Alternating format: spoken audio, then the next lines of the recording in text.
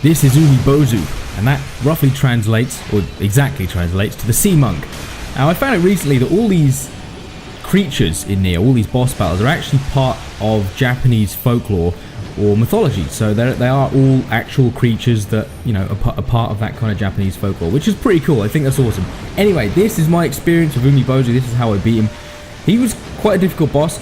I stumbled across him in the live stream I did before, actually, the day before I actually managed to finish this guy. I stumbled across him by accident, and that's my first tip. Be careful, because it is actually quite easy to stumble across this guy accidentally. There's an open gate with some kind of torches outside. It's quite easy to see that this could definitely be a boss battle.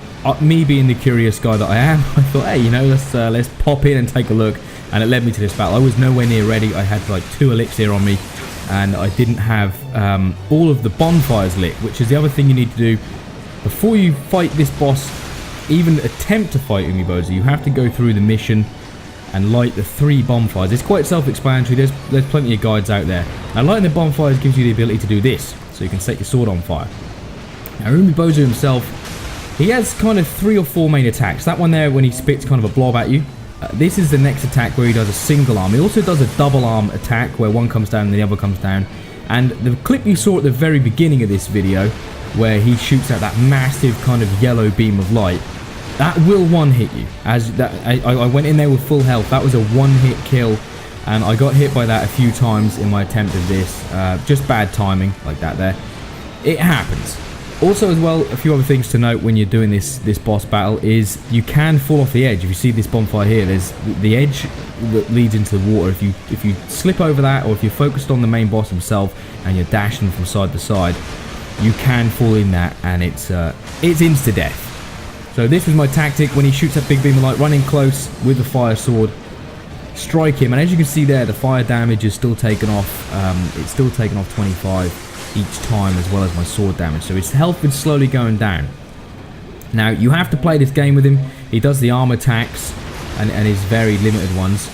I found with this, use the right analog stick to quickly flick across to change your focus from him, if we look here, to one of the arms. I don't do it here because the arm is kind of too far behind me. By the time I turned and ran, it would have put me out of position for this attack that I'm getting in now. So when the arms come down, if they're in a decent enough area, flick the right analog stick across, get focused on them, do your attacks, and then always make sure that your sword is on fire. Now, the bonfires are gone out. I kind of messed up here. I didn't realise that if you extinguish all the bonfires, Umi Bozu decides to come on the platform with you when you get his health down to probably around about just over a quarter health. He comes on the platform with you, and actually about just under half, I'd say. And you get 3 kind of mini Umi Bozus, literally these guys here. Now, I think if the bonfires are still lit, I did read somewhere that you can instantly kill them, but as you can see, I still happen to do damage.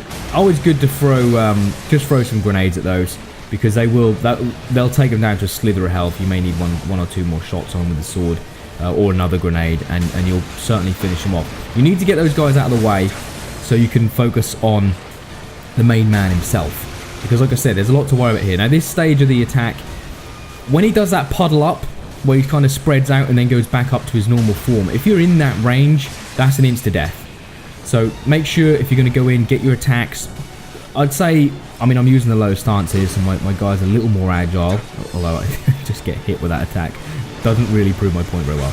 This one here, yeah, so you want to get as many hits in as you can, and then you're not in any danger there. He will just kind of recoil to his usual position. But I'd say maybe 2 or 3 hits when he's in the central position where he kind of puddles out, which is what I was calling it in my head. 2 or 3 hits, and then just back out, because it will insta-kill you.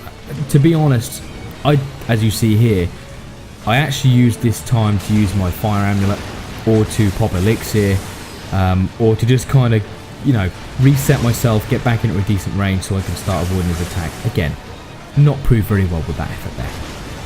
But basically, this is the boss. I mean, there's no more surprises after this. He will just kind of flop himself down, and you can get some good shots off here.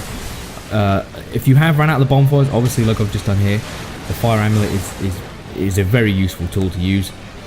And obviously, when you get him to kind of really low, you have your living weapon, and which is what I resort to in the moment. I could have gone in there actually and got a few more attacks, but I'm just throwing kind of everything at him now. Just I'm realizing that I'm gonna do it on this attempt. I had 4 elixir left, which is plenty, and I kind of had his timing down. But in all honesty, this boss battle did take me maybe 6 attempts, so not the hardest. I mean, it's not like well, at the moment I'm stuck on a boss on Bloodborne, and it is a fucking absolute nightmare, which has took me around about 20 attempts already.